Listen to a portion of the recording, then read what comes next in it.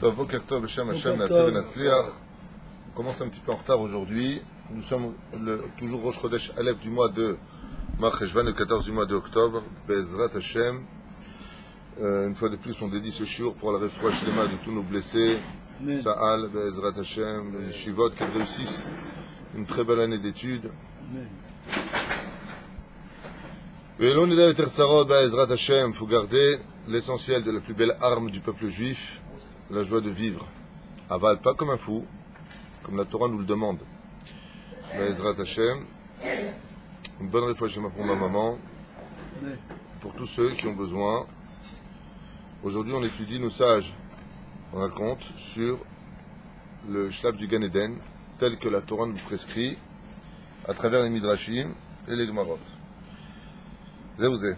Donc on arrivait à la fabrication de la femme. On a expliqué que la femme, vous vous rappelez, a été créée dans plusieurs degrés. D'abord, elle a été créée alors que Adam Arishon avait été réveillé, donc il a vu de ses propres yeux comment était composé le corps humain et il a crié à Kolev el Avalim. C'est parce que, en fin de compte, la plus belle des femmes, si tu lui retires simplement les 2 mm de peau qui recouvrent sa chair, tu les fasses à quelque chose d'horrible.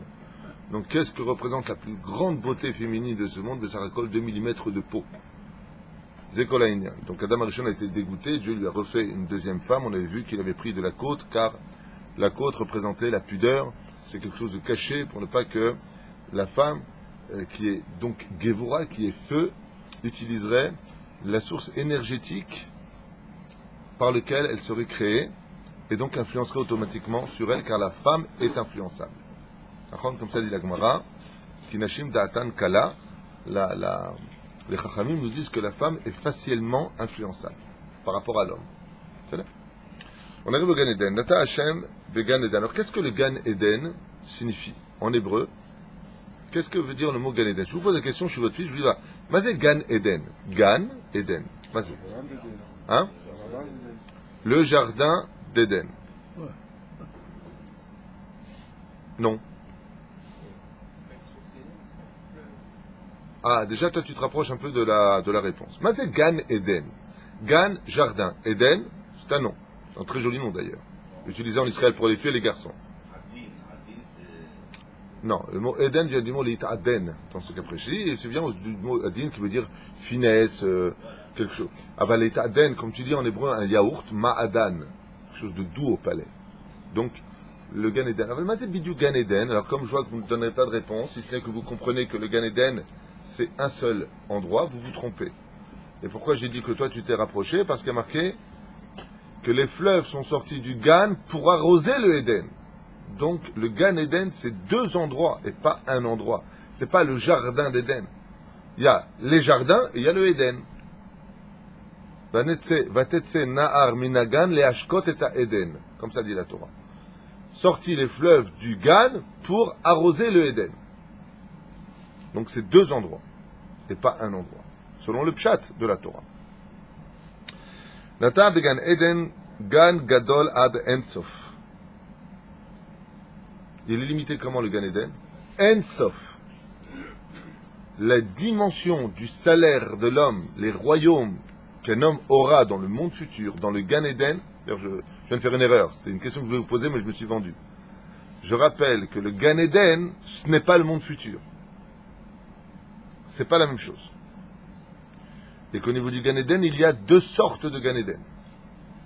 Il y a ce que l'on appelle le Gan Eden à Tarton, celui d'en bas, et il y a le Gan Eden à Elion, celui d'en haut. Et sur les 5 sens que nous avons, donc on a le toucher, on a l'ouïe, on a la vue, on a le goût, vous connaissez? Hein?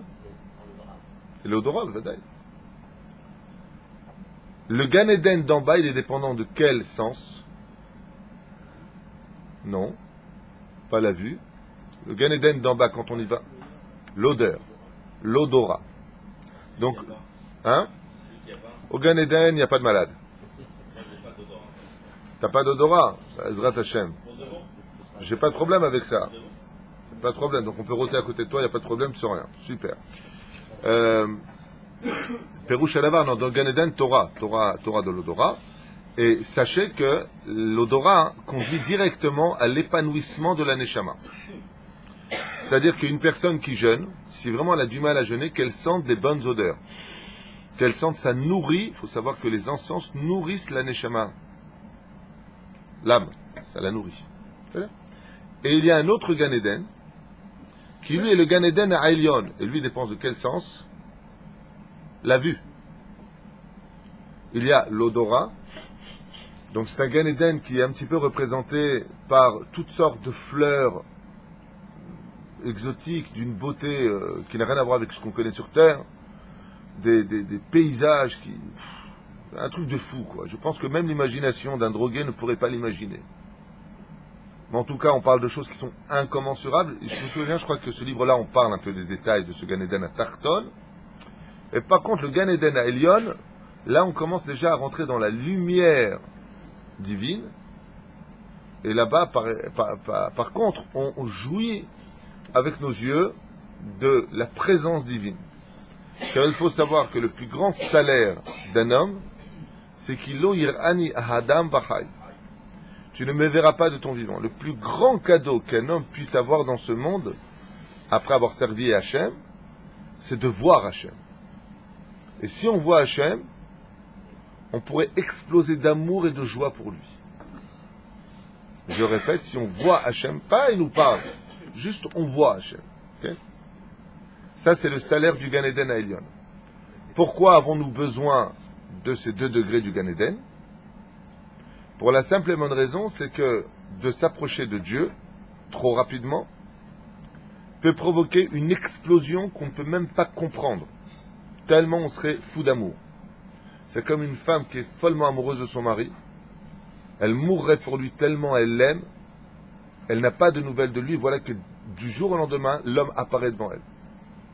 Elle est tellement émue que le niveau des larmes qui montent aux yeux ne suffit pas. Elle s'évanouit et tombe par terre. Tellement elle est waouh.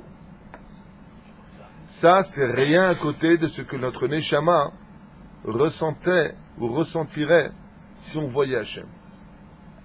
On exploserait de joie. Comment ça va quand tu vois Dieu, tu t'éclates.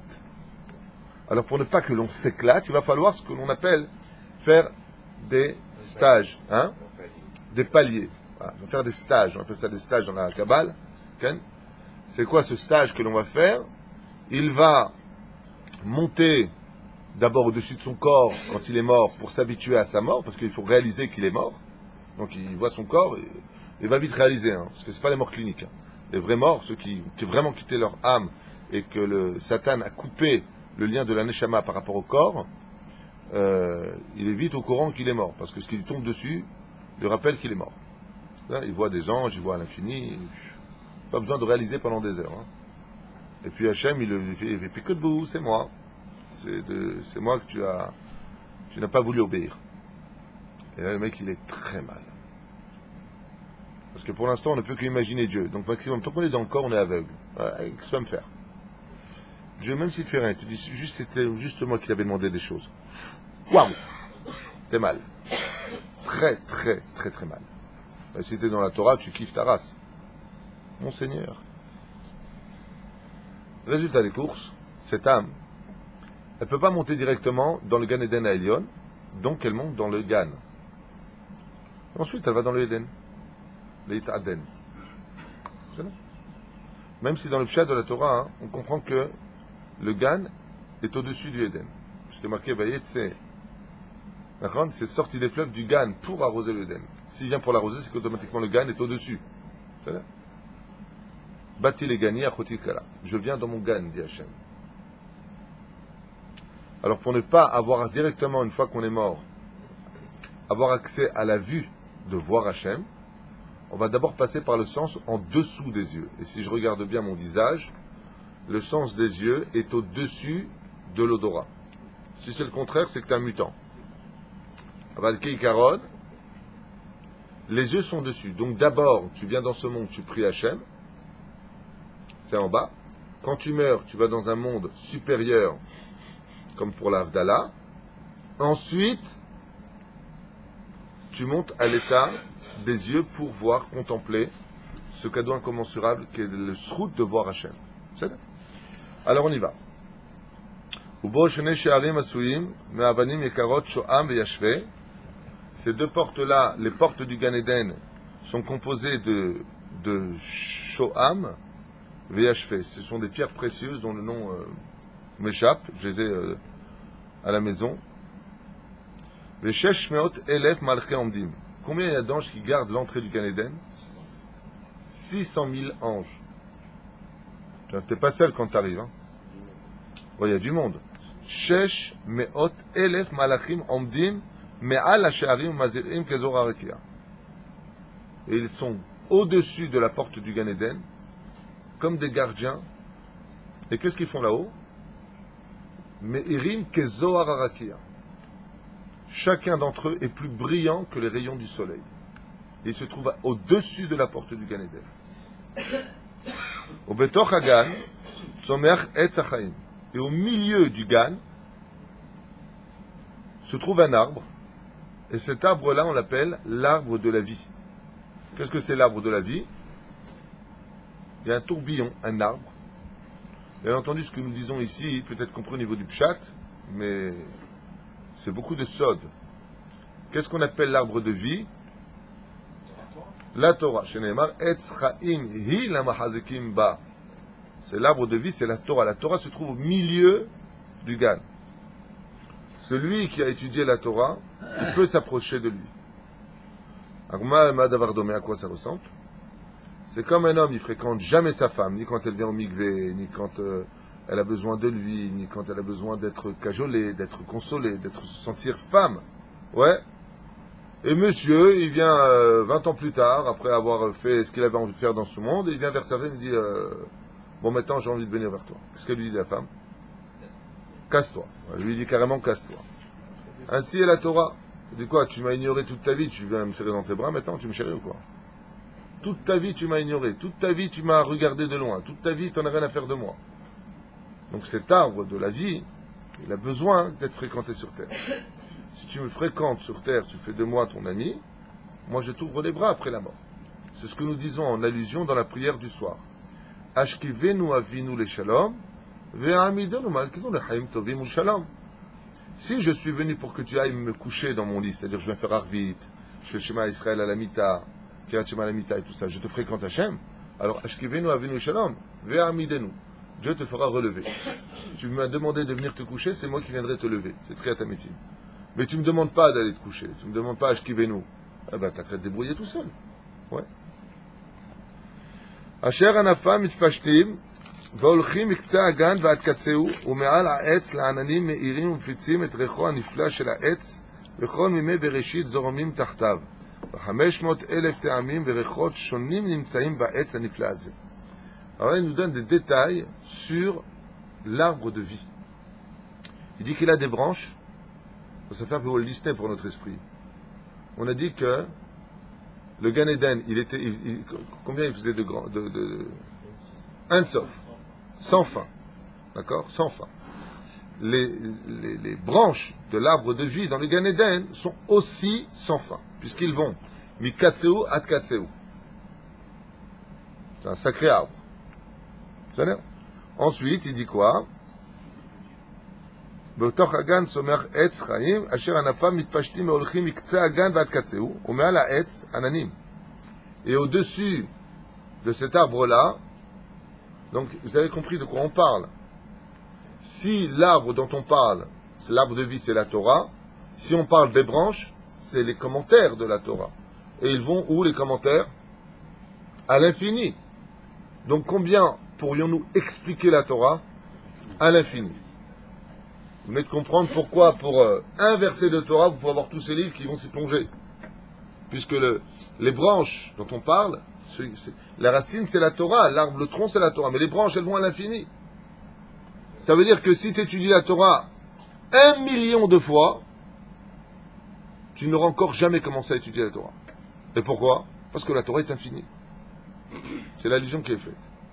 Ve'ananim me'al ha'etzim. Et les nuages sont au-dessus. Au-dessus de l'arbre. C'est quoi les nuages? Moi j'ai une question à vous poser. Si les arbres, une question de réflexion, si les branches de l'arbre de la vie sont à l'infini.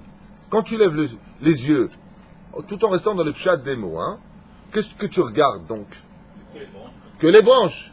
Donc à quoi ils me serviraient les nuages? C'est beau des nuages dans le ciel. Mais est-ce qu'on parle de ça ici? Mais qu'est-ce qu'on appelle les nuages? Comme ça je vous le dis un petit peu pour avancer au niveau de l'étude. Quand on parle de Ananim, on parle des Malachim. Sachez qu'Alpi Kabbalah, les nuages ne sont rien d'autre que des anges. Celui qui sait lire la forme des nuages peut arriver à définir des messages divins à travers les anges. Mais qu'il n'en devienne pas débile. Hein? Tous les nuages que vous voyez, comme ça dit le Solah Hashmal au nom du Zohar, qui est un anime M Malachim. Il faut savoir que les nuages sont des anges. C'est quoi la nuée de gloire? La nuée de feu d'Hachem, ça c'est des anges. Voilà. Qu'est-ce qu'un ange? C'est quand l'idée d'Hachem s'accomplit. Dieu, quand il a une idée et qu'il la projette, ça s'appelle un malach. C'est pour ça qu'on dit Hachem Melech, Hachem Malach, Hachem Yorton. Dieu était roi, Dieu était roi, toujours roi. Ça. Fait allusion aussi aux anges. Il y a un passage qui rappelle que Dieu est un ange aussi. On mérite un fitim erecho, et là, tiens, tu vas être gâté, puisque là-bas, il y a marqué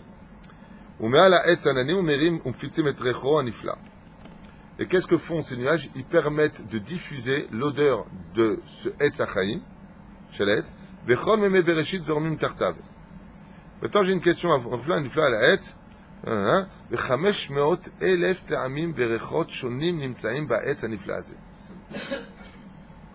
Combien d'odeurs extraordinaires qui seraient capables de raviver un mort? 500 000 odeurs se dégagent du Etz Chaim. 500 000 odeurs. Je ne me rappelle plus très bien de la référence, je vous dis la vérité, même pas du nom. Je ne me rappelle plus. Si je me souviens bien, c'est dans Masechet Sanhedrin, à la page 96, je suis pas sûr, où là-bas on parle, je crois, qu'est-ce qui se passe? Oula, il a fait merde. Oui, ça c'est un nuage, effectivement, je ne sais pas si vous allez voir, mais on peut définir carrément un ange, avec des ailes et tout, dommage. Incroyable. C'est où, dans quel site ça? Bon, au-dessus de Hazza, on a vu, ça a été filmé, un visage avec des yeux très en colère comme ça. Top. C'est le même en même temps. Oui, bien sûr. Ken.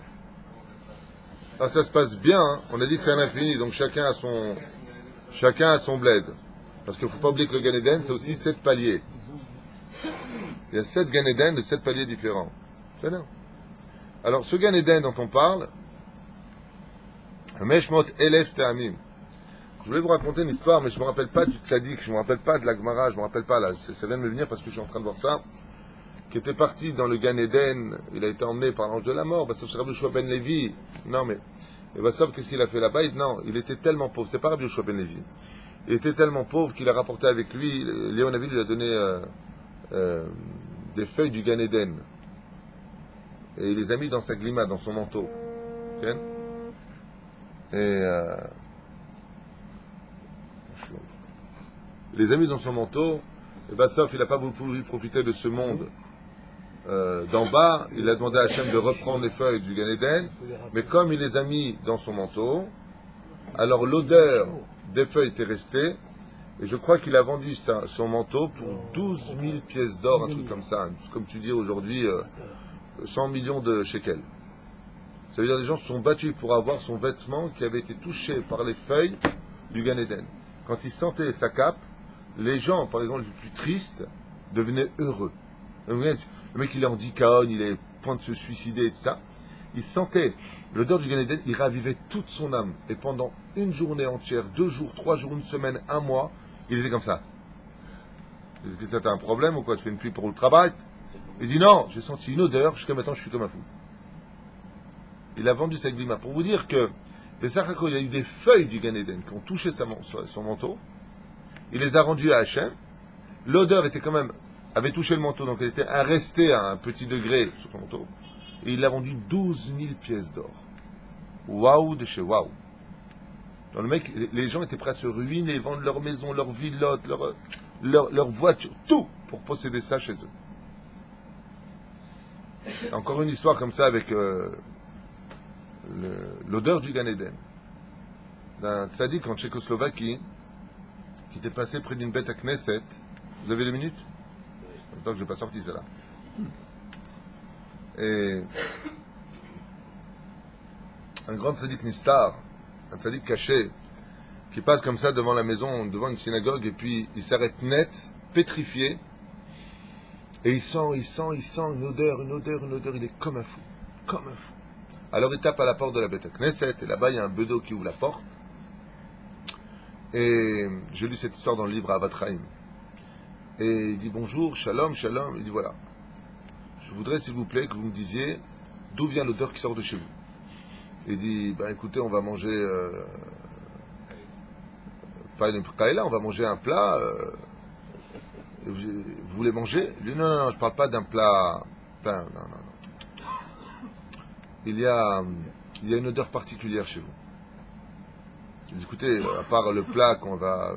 Peut-être que c'est mes chaussures, je remets mes chaussures, je ne sais pas de quoi vous parlez. Il lui a dit non, soyez sérieux, je vous parle de quelque chose de très puissant. Je ne sais pas quoi vous dire. Vous me permettez de rentrer? Il lui a dit rentrez. Il cherche le Rav comme ça, il arrive devant une porte. Il lui dit qu'est-ce qu'il y a derrière cette porte? Il dit non, c'est pas la peine d'ouvrir, ça c'est un marsan, vous savez, c'est un débarras. Il lui dit derrière cette porte, il y a une odeur que je veux découvrir. Alors le Bodo lui dit écoutez, il lui dit voilà. Moi, je ne me dévoile pas. Je suis un tzaddik nistar. Et il lui montre comme ça sa lumière. Comme quoi, vraiment, c'est un tzaddik gamour. Comme Rabbi Moshe Ederi à la Vachalom. Quand il voulait se montrer, tu vois une lumière qui sortait de lui. Quand le Bodo, il voit la Kedusha qui est en lui, il dit voilà, ce que vous allez voir, mais vous ne me jugez pas mal, d'accord? Il lui a dit d'accord. Il lui a ouvert, et là, à ce moment-là, le Rabbi dit comme ça qu'est-ce qu'il voit? Vous le saurez la semaine prochaine. J'adore faire ça. Il voit Israël un vêtement d'Avodazara qui sent l'odeur du Gan Eden. Et c'était quoi cette odeur? C'est simplement une robe de curé. Une robe de curé. Le Rav il dit une robe de curé dans ton armoire ici, pourquoi elle est si sale que ça? Il y avait des œufs dessus, des tomates. Horrible! Il prend la robe comme ça, il la sent, et lui dit, là, je suis obligé de m'expliquer. L'odeur qui se dégage de cette robe d'Avodazara, c'est l'odeur du Gan Eden. Comment c'est possible que le bedeau de la synagogue, il possède une telle robe d'Avodazara dans sa demeure, et qu'en plus des cieux, on y accepte que l'odeur du Gan Eden s'y trouve? Explique-moi. Alors je fais ça en kitsour. Il lui a dit, la semaine dernière, vous savez que la situation est très difficile. Les gens, ils viennent taper à nos portes. Aidez-nous, aidez-nous, aidez-nous, aidez-nous. Alors j'ai aidé pour Shabbat. Ensuite, j'ai aidé pour une autre famille pour Shabbat. Ensuite, j'ai dû vider les caisses. Je fais ça en kitsour. Chaque personne tapait à la porte et venait expliquer son problème. Alors j'ai vidé les caisses de la synagogue. Et voilà qu'une femme vient et me parle de ses gros problèmes. Son fils y revient. Elle n'a rien du tout à la maison. Alors j'ai été taper à la porte chez tous les voisins pour demander de l'argent. Et voilà que Motzei Shabbat. Ce Motzei Shabbat lui dit le bedeau. Une femme vient avec son fils mourant dans les mains. Et elle me dit, je vous en prie, voilà les médecins nous ont donné l'ordonnance, il faut absolument qu'on achète tous ces médicaments et en urgence, il ne reste pas beaucoup de temps. Alors je lui dis, je suis désolé, mais je ne suis pas Dieu, j'ai tout donné avant Shabbat, j'ai vidé les caisses de la synagogue pour aider toutes les familles qui sont venues. Et il lui dit, mais je vous en prie, allez taper chez les gens, mais j'ai déjà tapé chez les gens, et ils m'ont dit, écoute, on te donne, mais oublie notre nom un petit peu. Ça fait beaucoup. Et cette femme s'est mise à pleurer et à pleurer. Alors je lui dis, écoutez, il y a peut-être une solution, mais ça va être très très difficile. Il y a un juif qui s'est complètement assimilé, qui est pire qu'un goy. Comme ça, il lui dit. il vit du côté, parce qu'avant les quartiers étaient séparés. Les juifs vivaient dans leur quartier, les goïms dans leur quartier, les chrétiens dans leur quartier. Et ce juif-là, qui se comporte comme un goy, qui mange pas kasher, qui fait pas shabbat, rien, même pas de mezuzot chez lui, rien. C'est un grand renégat. On ne sait même pas s'il s'est pas converti au christianisme. La seule chose que je sais, c'est qu'il est quand même juif, et que dans tous les juifs, il y a toujours une étincelle d'espoir. Et en plus, il est riche, madame. Alors pour vous, je vais tenter d'aller le voir, sortir du quartier juif, pour essayer de lui expliquer votre problème. Peut-être qu'il aura pitié, peut-être que son étincelle va briller, peut-être qu'il acceptera. Mais à mon humble avis, à 99%, je vois pas comment. Et qu'est-ce que j'ai fait? Raconte le bedeau. Rav, je suis parti là-bas. Bien entendu, il était dans la taverne là-bas. Et il était en train de boire avec des femmes à droite, des copains à gauche, la bière, le vin, la vodka, en train de rigoler. Quand il m'a vu, ils se sont tous arrêtés. Qu'est-ce que vient faire le bedeau de la grande synagogue du quartier des Juifs, dans le quartier des chrétiens, en plus, dans leur boîte de nuit d'époque, dans une taverne, avec des femmes assez dénudées et provocantes? Qu'est-ce que vient faire un homme aussi pieux que lui ici? Alors il lui a dit, voilà, j'aimerais, si c'est possible, vous parler en dehors, parce qu'il y a des choses qui dérangent ici. J'ai quelque chose de très important à vous demander. Et il lui a dit, non, tu veux parler, tu parles ici devant tout le monde. Il lui a dit, très bien. Baruch Hashem, vous êtes né d'une maman juive. Il y a toujours en vous quelque chose, peut-être qui brille. Nous, aujourd'hui, on a besoin de vous. Très fier. Il lui dit, de quoi tu auras besoin? Il lui dit, voilà, j'ai une maman dont le fils est mourant. Si je n'ai pas l'argent pour acheter ses médicaments, l'enfant risque de mourir. Il y a une mitzvah à prendre. Est-ce que tu veux la prendre? Il lui a dit, pourquoi tu ne demandes pas aux autres? Il lui a dit, parce que si je viens te voir, c'est parce que j'ai tout essayé et que maintenant j'ai vraiment besoin de toi. S'il te plaît, tu es prêt à aider ou pas? Il lui a répondu, non. Vos problèmes ne me regardent pas. Vous n'avez qu'à demander à votre Dieu de vous aider. Bezéouzé. Racha Omer ma avoda azot lachem, lachem belolo. Ça c'est le Racha. Votre Dieu, votre Torah, votre judaïsme. Lui s'est exclu. Il lui a répondu, je ne m'étonne pas trop de votre réponse, mais cette fois j'aurais tout essayé. Merci beaucoup. Au moment où il vient pour sortir, il le rappelle, il lui dit, attends. J'ai peut-être un marché à te proposer. Top. Il lui dit lequel? Il lui dit, toi, pourquoi tu ne ferais pas encore un effort supplémentaire pour sauver la vie de ce juif? Il lui dit, qu'est-ce que tu proposes? Il dit quelque chose à l'autre, et il lui dit, attends. À son copain un goy, il lui dit, attends. Alors il va, et après un quart d'heure, il revient avec une robe de curé, et il dit, voilà, je veux que tu prennes la cloche que je t'ai amenée, je veux que tu me prennes la soutane de curé que je t'ai amenée, je veux que tu ailles dans le quartier juif maintenant à cette heure-là, vers minuit, il était à peu près, et que tu sonnes de la cloche, et que tu dises, c'est moi, je suis un âne, c'est moi, je suis un âne. Je veux que tu t'humilies. Et il lui a dit, si je mets cette soutane de curé, et que je prends la cloche et que je passe dans toutes les rues du quartier juif, tu donneras la somme qu'il faut? Et il lui a dit, ouais, franchement, ouais. On a envie de se marrer ce soir. Alors j'ai pris la soutane de curé, je l'ai mis sur moi, j'ai pris la cloche, je suis re-rentré dans le quartier, et bien entendu en faisant un boucan pas possible avec tous les goïms derrière qui se marraient en me regardant. Les juifs sont sortis, ils m'ont lancé des œufs, des tomates, toutes sortes de choses. La honte sur toi, tu es un fou, qu'est-ce qui t'arrive? Une fois que je suis arrivé devant la porte de la Beth Knesset, et que j'ai retiré cette soutane pour ne pas rentrer avec Chas Shalom dans la synagogue, rempli d'humiliation, je lui ai dit, alors maintenant tu es prêt à aider un juif? Il m'a jeté la bourse et il est parti en se moquant. Et il lui a dit, je suis rentré, j'ai donné l'argent à la femme, elle a acheté les médicaments et a pu sauver son fils. Mais comme je voulais pas de représailles de l'église, j'ai gardé la robe pour la leur redonner à eux. Et là, vous êtes venus. Il lui a répondu, maintenant je comprends pourquoi l'odeur du Gan Eden est sur cette robe. C'est pas sur la robe qu'elle est reposée. C'est sur l'humiliation que tu as subie pour sauver la vie d'un juif. Comme ça, il lui a dit.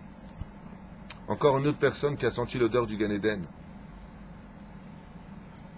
Ah, il a fait, si vous ne l'avez pas dit, ça m'aurait vexé. Yitzhak, Reach Benik, Reach Hasadeh. Quand il a vu Yaakov venir, il ne voyait plus, mais il a senti Yaakov, il a senti l'odeur du Gan Eden. Et là, il était comme un fou. Vaïten lecha Elokim, il a béni, il était, waouh, en extase. Pourquoi? L'odeur du Gan Eden était sur les vêtements de Yaakov Avinu. Waouh. Et quand est venu Esav, il sentait le bouc. Il a senti l'odeur du Gehinam, le mec. Ah, il est mal barré, hein. Ça fait du bien de parler un peu de Gan Eden après tous les événements qu'on a, hein. Le problème, c'est qu'il faut y aller maintenant.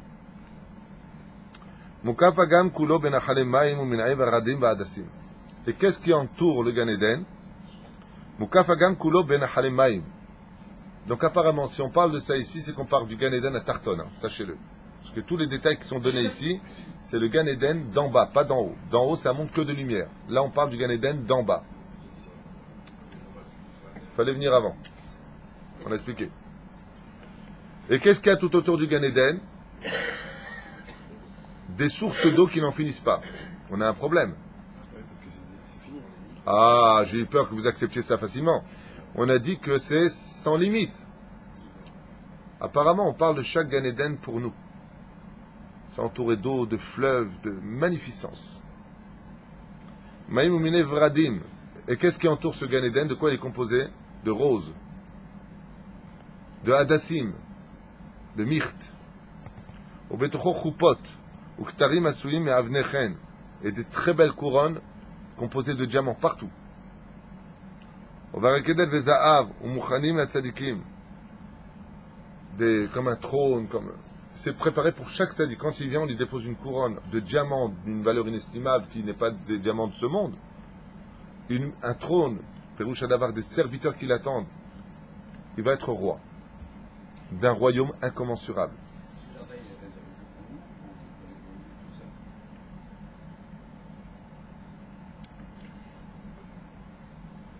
Ils peuvent y avoir accès, mais même s'ils y ont accès, c'est pas le même.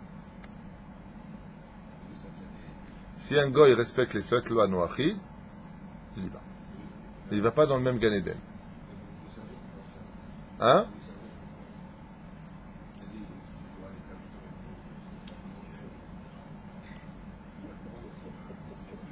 Pour tes déplacements.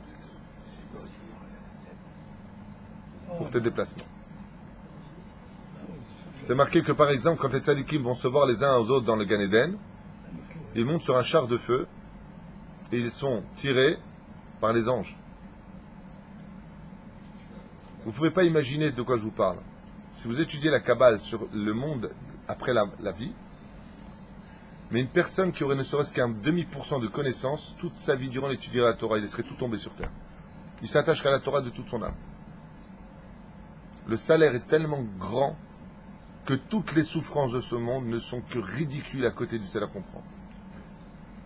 C'est comme si je te dis, regarde le carton, tu viens, tu me le mets là-bas. Imagine que le carton de mettre d'ici à là-bas, ce serait comme 120 ans de souffrance horrible. Horrible! Ok, 120 ans, le mec, toutes les maladies, sa femme a quitté, il a enterré ses enfants. Tu vois un peu l'horreur? Pauvre sous un pont. C'est ridicule et oublié en une fraction de seconde face au salaire. Ça semblerait comme si je te dirais maintenant, concrètement, prends-moi le carton, mets-le-moi sur l'étagère, je te donne 1 million d'euros. Et tu vas me dire, attends, tu vas me donner 1 million d'euros pour prendre un carton et le mettre là-bas. Voilà exactement ce que représente ce monde.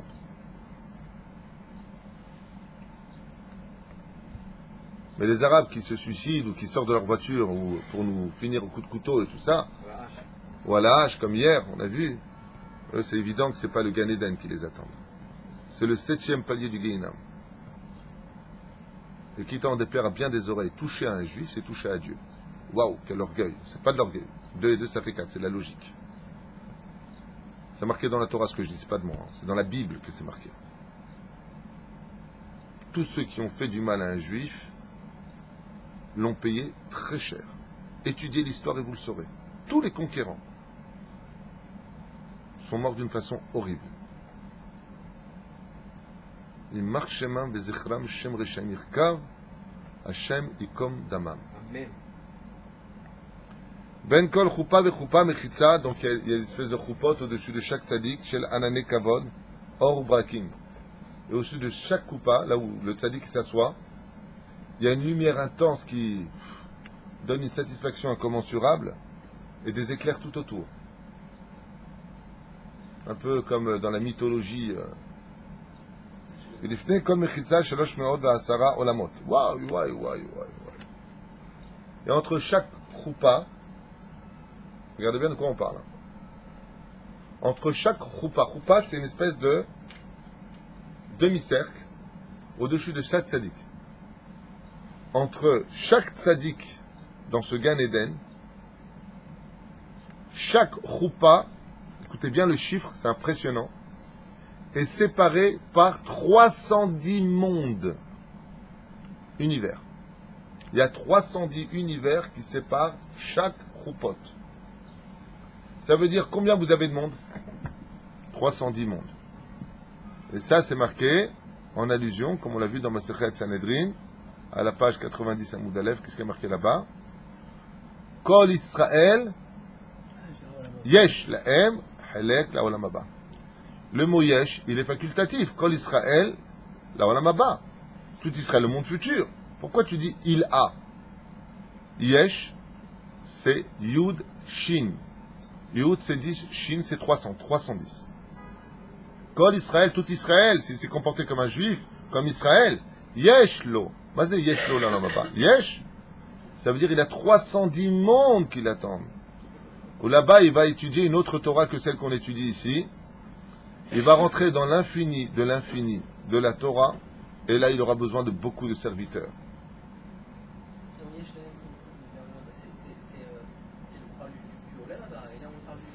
C'est la préface. Le Gan Eden n'est que le couloir qui mène au Olam Haba. C'est le monde de transition. Olam Haba, c'est par la fin des temps. Olam Haba. Mais en attendant, les tzadikim, ils vont où? Au Gan Eden. Voilà. Donc, 310 olamot nechmadim v'niflaim ad en ketz. Et là, on lui dit, comment ils sont ces 310 mondes? Il dit, en ketz. Niflaim ad en ketz. Qu'est-ce que ça veut dire? C'est sans fin de bonheur. C'est pas un bonheur que tu peux définir. C'est un bonheur qui n'a pas de fin. Ad en ketz.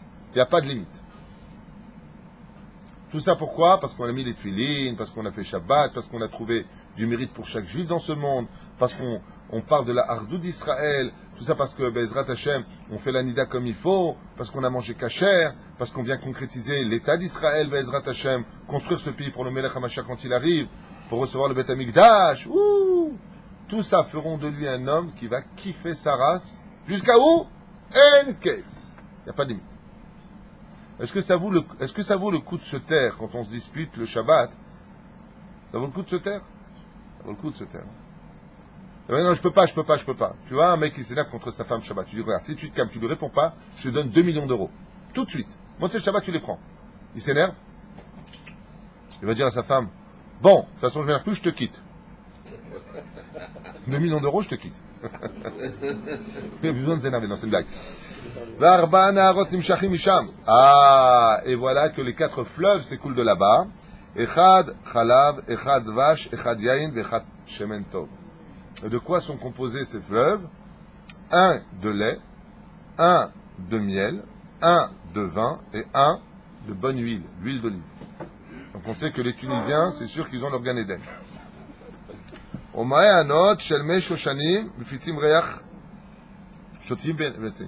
Et qu'est-ce qui vient arroser ces arbres-là?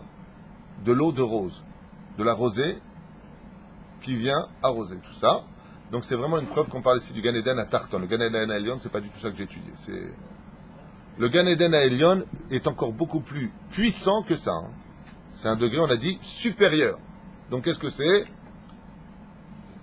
Donc si vous avez des épreuves, surtout on ne doit pas se plaindre. Et si tu réussis tes épreuves, tu peux être certain que tu as pris tes épreuves avec amour, tu ne te plains pas. Tu sais que c'est Dieu qui donne la parnassa, tu sais où tu en es. Mais bon, j'ai confiance en toi. J'ai confiance en toi. Je sais que toi, tu es multimilliardaire, tu n'as pas de limite. Tu me mets juste à l'épreuve, j'ai confiance en toi. Je perds pas le sourire. Je kiffe ma race. Je fais Nishmat Kol Chai tous les jours. Ouais.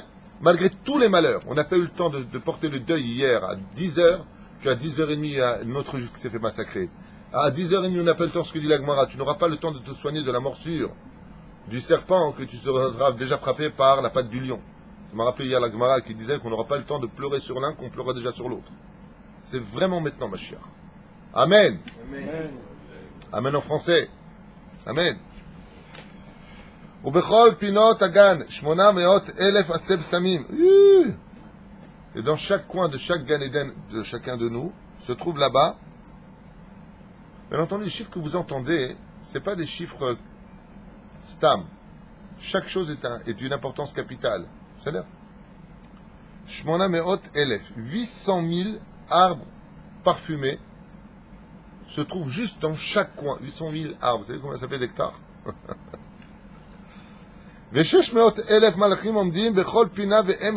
Oh là là, les mecs, on va kiffer.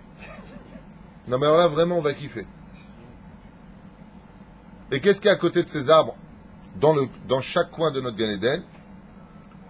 600,000 malachim omdim, 600 000 anges se tiennent debout, bechol pina, dans chaque angle du Gan Eden, ve'mezamrim bekol na'im ve'arev. Et il joue de la musique en l'honneur de chaque juif qui a réussi à entrer dans son Gan Eden, mais pas la musique comme ici, si tu écoutes Barry White, tu as l'impression d'avoir occupé ta race. De la musique céleste. Une musique qui est parfaite, il n'y a pas de chef d'orchestre, il n'y a pas besoin, chacun c'est un maestro. Et il chante en l'honneur d'Hachem, et tous ces chants tu les entends, ils chantent aussi en ton honneur parce que tu as servi Hachem dans ce monde. Tout ça pourquoi? Parce que monsieur s'est levé le matin, parce qu'il a été humble dans ce monde, comme on l'a dit, il mettait la tzedaka, toujours souriant. C'est ce qui attend chacun de vous pour l'éternité. Alors que toi, tu as vécu 70 ans, 80 ans, 100 ans. Ça, c'est un salaire pour l'éternité. Ça vaut le coup ou pas? Hein? Vous imaginez le mec, il a souffert, et suicide? Le pauvre. Il a tout perdu. Alors que s'il avait pris les épreuves avec amour, quelqu'un qui ne souffre pas, bah écoute, imagine que, avant d'arriver au Gan Eden, imaginons la femme ou l'homme qui est né dans la richesse, tout ce qui touchait, ça marchait. Quand il s'est marié, il a épousé la plus belle des femmes, les enfants, c'est tous des tzadikim, il n'a jamais levé le petit doigt, et le jour où il meurt, qu'est-ce qu'on dit sur lui? Mon pote, t'as bien kiffé, bon dodo. Mais quand tu viens que tu parles de nos mères, que Dieu bénisse leur mémoire. Pour aller au Mikvé en Russie, elles creusaient la glace. Les Cosaques se moquaient d'elles. Elles attendaient pendant la nuit, tard le soir, pour se plonger dans des glaces à moins 10, 20, moins 20 degrés. Ensuite, elles sortaient dans des couvertures. Leurs pieds étaient brûlés pour donner naissance à des enfants que date Moshe Israël saint. Quand tu parles de ça, le jour de... Quelqu'un qui n'a pas souffert dans ce monde, c'est quelqu'un qui n'a pas laissé de traces ni d'empreintes dans ce monde. Abraham n'est devenu qu'Abraham par ses 10 épreuves. Mais si tout va bien dans ta vie, c'est pas qu'on doit chercher les malheurs, c'est pas qu'on doit chercher les épreuves. Mais si elles viennent, il faut savoir les accueillir avec amour. Parce que tout ce que fait Dieu, c'est pour nous augmenter notre monde futur. Les Mahad Avardomé, imagine Abraham que je te mette sur un ring et que je t'envoie un enfant de 2 ans avec des gants de boxe pour que tu te bats contre lui, et on regarde tous ici présents le combat. Tu viens, tu lui donnes une petite droite, le petit il est par terre. On t'applaudit? Pourquoi non? C'est ridicule. On peut dire quoi? Maintenant, je te remonte sur le ring, et je te mets Mike Tyson, et maintenant, en une seule droite, tu le mets par terre. Là, qu'est-ce qu'on fait? Wow, fonte de l'humanité. Il est dangereux le mec. Ouais. Ainsi est la vie. Plus l'épreuve est petite, moins on t'applaudit dans les cieux. Plus il y a une grande épreuve, plus là on dit waouh, et avec tout ça tu restes dans la Torah, et avec tout ça tu gardes le sourire. Alors vraiment toi, Hachem il te dit bravo. C'est juste un essai, c'est juste un test. La preuve en est. Combien de gens ont galéré, quand toute l'histoire s'est arrêtée, dire ah c'est fini, Baruch Hachem. Ouais, pff. Quoi, c'est tout ce qu'elle dit. Ouais, mais j'ai galéré, ouais. Et on oublie très vite. Ainsi est la vie. Tout ça, c'est du théâtre. Il faut juste être un bon acteur. Quand je dis un bon acteur, je veux dire jouer le rôle que Dieu t'a demandé de faire. Même si tu ne le ressens pas, tais-toi. Accepte. Mais pas t'acceptes, ouais, non, tout ce que fait Dieu est pour le bien. Ouais. Non, pas comme ça. Comme Rabbi Akiva, quand il était dépecé, il rigolait. Ça tourne se refus, c'est devenu fou. Hein. Il lui a dit, moi, je te dépece et tu rigoles. Il lui a dit, tu sais combien de fois j'attendais cette épreuve? Il lui a dit, oh, j'arrête, ça me saoule.